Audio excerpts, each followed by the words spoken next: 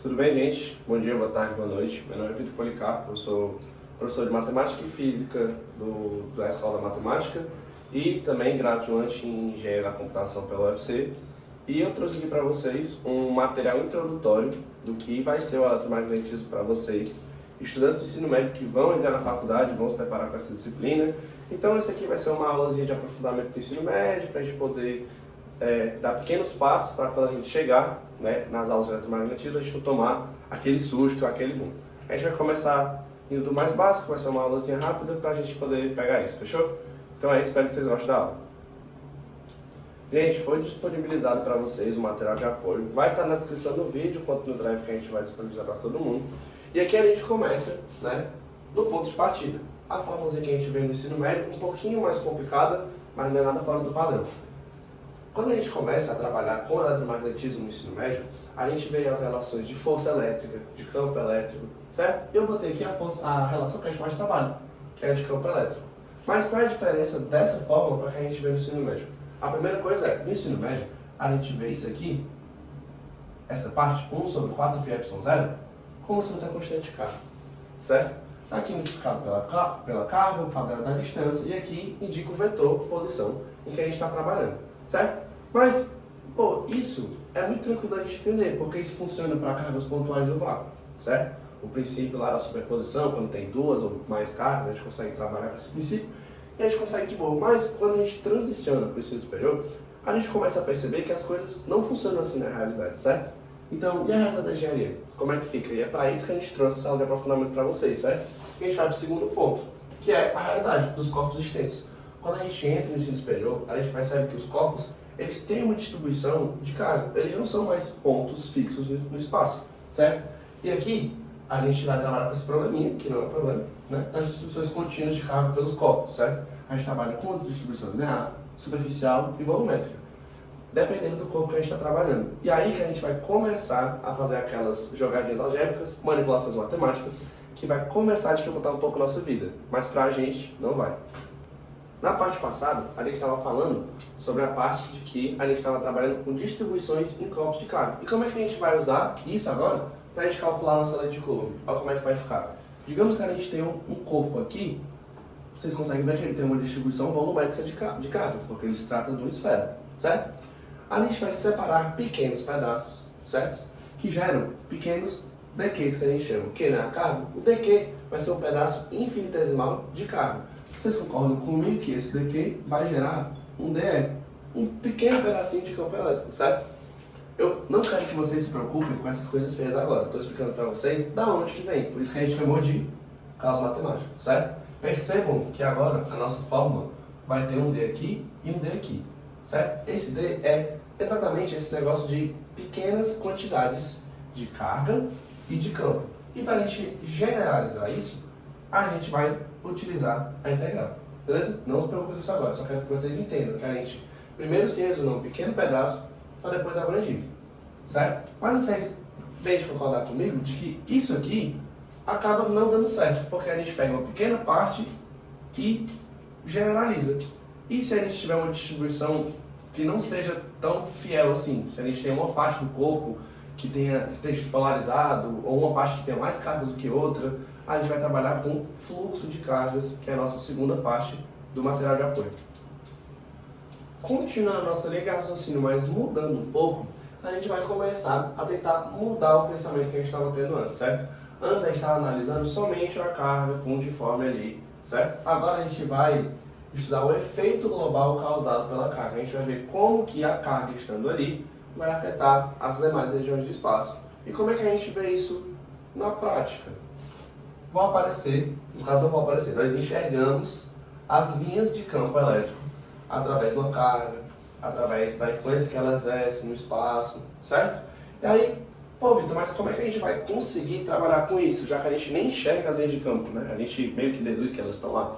Como é que a gente vai trabalhar com isso? Como é que isso vai ser útil pra gente? A gente vai apresentar agora uma nova medida, a medida de fluxo elétrico, que a gente também vê no ensino médio, que é essa coisinha feia aqui, certo? No ensino médio a gente tem uma formulazinha para medir o fluxo elétrico, mas vai cair no mesmo problema que a gente vem discutindo desde o início da aula. A gente acaba resolvendo um problema e criando outro. E a gente quer resolver todos esses problemas. Então a gente vai medir o fluxo elétrico de outra forma. Pô, Vitor, como é que a gente vai medir isso aqui? A gente vai introduzir para vocês o que a gente chama de superfície gaussiana, certo? Isso aqui vai ajudar a gente a entender como que a gente vai conseguir materializar esse fluxo elétrico, como que a gente vai conseguir medir e trabalhar com ele. No próximo quadro eu venho direitinho apresentando o que é uma superfície gaussiana e apresentando para vocês a primeira equação de Maxwell, que é um dos pontos ápices do eletromagnetismo e com certeza o ponto ápice dessa aula. Gente, a partir de agora eu vou introduzir um pouquinho como é que a gente pode construir a superfície gaussiana para a gente poder calcular o fluxo, certo? Primeira coisa que a gente faz, a gente vai cercar a carga com um volume tridimensional. Entenda essa carga como qualquer coisa. Exemplo, se a gente tiver uma carga pontual no espaço, esse ponto, vocês vão concordar comigo que a melhor forma da gente cercar ela é com o quê? Uma esfera. Vocês concordam comigo? A gente consegue fechar a carga inteira com um volume tridimensional, completamente fechado e irregular, beleza? Tá aqui a nossa esfera, cercando a carga pontual. Agora, se a gente tiver um fio conduzido eletricamente carregado, como é que a gente pode fazer para cercar ele? A gente pode fazer aqui, ó, um cilindro, certo? Cara, vocês conseguem enxergar que a gente consegue escolher o que a gente quer. E se a gente consegue escolher o que a gente quer, a gente pode usar isso para mexer alguns pauzinhos ali, para a gente poder mexer com simetria, que é um dos tópicos que a gente vai abordar também. Beleza? Quando a gente consegue cercar uma superfície gaussiana, a gente tem que o fluxo passa a ser a soma de todas as pequenas contribuições que cruzam cada pedaço da fronteira da superfície gaussiana. O problema é que no ensino superior, a gente enxerga essa soma de todas as pequenas contribuições como o quê? Um integral. Beleza? Pô, Vitor, mas você já escreveu um integral aqui e ela não tinha essa bolinha no meio. Isso aqui, essa bolinha no meio, ela significa que a gente está trabalhando com uma coisa que é invariável, uma coisa que é fechada e completamente regular. Beleza? Então, aqui a gente tem que o fluxo é dado pela integral de linha do campo vezes a área da superfície gaussiana que a gente está trabalhando. Então, se a gente estiver trabalhando com uma esfera, a gente tem que saber a área da esfera. Se estiver trabalhando com um cilindro, a área do cilindro. Por isso que as disciplinas do ensino médio são tão importantes para o ensino superior. Beleza? Ficou claro essa parte da superfície gaussiana? Agora a gente vai avançar um pouquinho para a gente poder entrar no nosso último tópico da aula de hoje. Gente, chegamos no ponto final dessa aula que a gente vai introduzir a vocês a primeira equação de Maxwell, que é essa aqui, que é a famosa lei de Gauss. Isso aqui a gente viu no tópico passado. Isso aqui é o fluxo elétrico, né? Então, a primeira equação de Maxwell, eu vou falar agora a lei de Gauss, a partir de agora. A lei de Gauss relaciona o fluxo elétrico com a carga envolvida e o epsilon zero, beleza? E o que a lei de Gauss diz pra gente aqui, né? Vou até abrir aspas porque eu não vou roubar a frase do cara, né? O fluxo elétrico líquido através de qualquer superfície fechada imaginária é diretamente proporcional à carga líquida contida no interior da superfície. Beleza? Vamos explicar um pouquinho como isso aqui funciona. Ó, qualquer superfície fechada imaginária. O que isso lembra de vocês?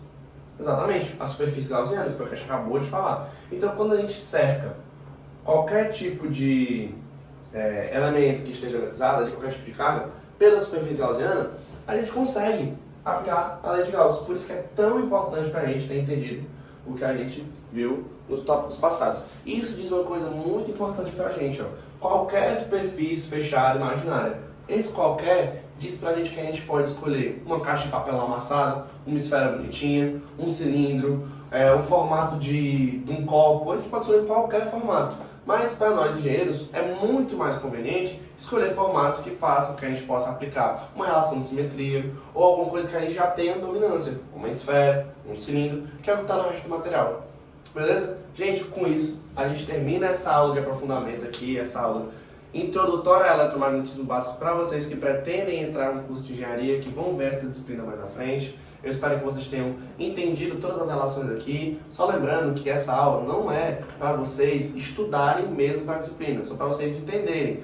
Entenderem o que é o conceito da integral, o conceito do infinitesimal que a gente pega, o conceito da lei de Gauss, beleza? Vocês não precisam se preocupar com isso agora, mas vão precisar se preocupar no futuro. Então eu espero ter ajudado vocês, espero que vocês tenham entendido. Qualquer dúvida deixem nos comentários, deixa aquele like lá para fortalecer a gente.